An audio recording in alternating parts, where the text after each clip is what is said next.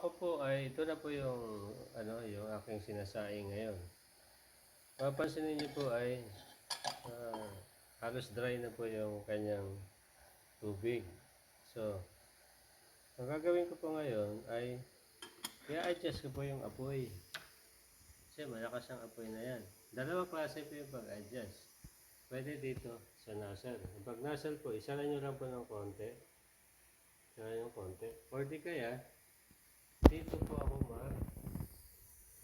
dito po ako mag-a-adjust sa pito.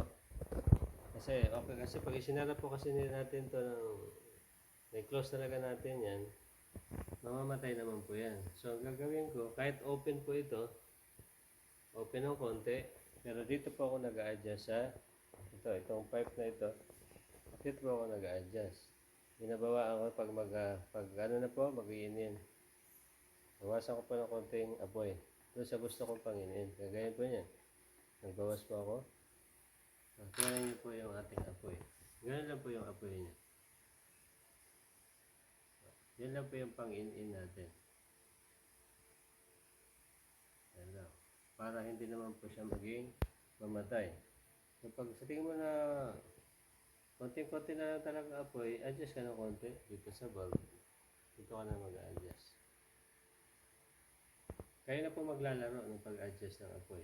It's either dito. Huwag nyo lang tanggalan ng sobrang apoy, ng hangin, o dito po sa bulb natin. Yan po eh.